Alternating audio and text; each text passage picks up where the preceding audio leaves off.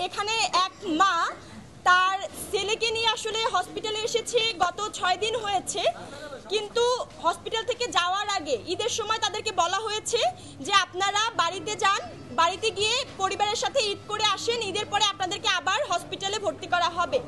কিন্তু সেই আন্টি 6 দিন হয়েছে তার ছেলেকে নিয়ে এসেছে, কিন্তু এই 6 দিনের মধ্যেও তাকে হসপিটালে ভর্তি নেওয়া হচ্ছে না, তাকে বেড দেওয়া নিয়ে নানাবিধ গড়িমসি করা হচ্ছে। এবং সেই আন্টি এই হসপিটালে কাজ করে, বাসা বাড়িতে কাজ করে তার খাবার জোগাচ্ছে, তার ছেলের খাবার জোগাচ্ছে। এইখানে সার্বিক বিষয়গুলো আসলে এই পর্যায়ে চলে গিয়েছে যে ভর্তির বিষয় নিয়ে আহত যারা এখনো হসপিটালের ট্রিটমেন্ট দরকার তাদেরকে ভর্তির বিষয়গুলো নিয়ে এখনো গড়িমসি করা হচ্ছে। তাদের ভর্তির বিষয়গুলো নিয়ে কর্তৃপক্ষের সাথে তারা যোগাযোগ করে যথোপযুক্ত কোনো ব্যবস্থা পায়নি, কর্তৃপক্ষ থেকে কোনো পদক্ষেপ পায়নি এবং তাদেরকে নানাবিধ কোনো সুনির্দিষ্ট দিক নির্দেশনা দেওয়া হচ্ছে না। তাদেরকে এই জায়গা থেকে ওই জায়গায়, ওই জায়গা থেকে ওই জায়গায় এভাবে ঘুরপাক খাওয়ানো হচ্ছে এবং তারা একটা জেলা পর্যায় থেকে ঢাকা শহরে এসে ট্রিটমেন্টের জন্য হসপিটালে 6 দিন যাবৎ দাঁড়ে দাঁড়ে ঘুরছে।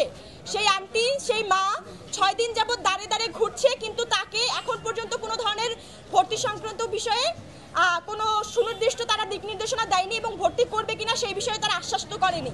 এবং সে বাসায় বাসায় কাজ করে তার খাবার জোগাচ্ছে, তার ছেলের খাবার জোগাচ্ছে। আজকে আপনারা বলেন আহতরা অনেকেই বলছেন যে আহতদের আচরণ উগ্র, কিন্তু আমি একটা কথা বলতে চাই, আপনাদের এইখানের ভিতরে যারা এই কথা বলে, সরকার উচ্চপদস্থ কর্মকর্তারা, উপদেষ্টারা, তাদের কজন গভর্নমেন্ট হসপিটালে ট্রিটমেন্ট নিছে?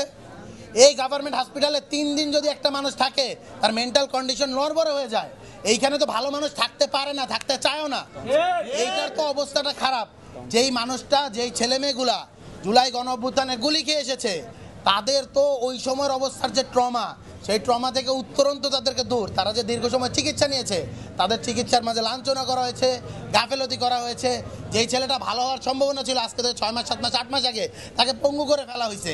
তাদের যে মেন্টাল কন্ডিশন, অন্য সব কিছু যদি আমরা বাদ দিই, তাদের যে মানসিক অবস্থা, এই হসপিটালে যদি 1 সপ্তাহ আপনি থাকবেন, আপনার সুস্থ অবস্থার থেকে পরবর্তীতে আপনি মানসিকভাবে অসুস্থ হয়ে যেতে থাকবেন। 5 জুলাই আসলে প্রথমবার কুমিল্লার দিকে, আমরা যেটাকে বলি গণ অভ্যুত্থানের সূচনা, প্রথমবার আক্রমণের ঘটনাটা আমরা দেখতে পেয়েছিলাম।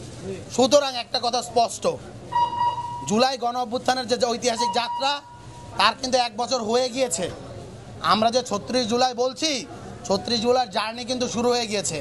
এই 1 বছর পরেও এই মানুষদেরকে যে কাতরাতে হচ্ছে, কান্না করতে হচ্ছে, তাদেরকে তাদের বাবা মায়েদের যে হলো গিয়ে দরবারে দরবারে ঘুরতে হচ্ছে, এটা লজ্জার। আহতদের চিকিৎসা সেবা নিয়ে যে সিন্ডিকেটবাজি, কোরামবাজি যা হচ্ছে, আমি কড়া হুঁশিয়ারি দিতে চাই।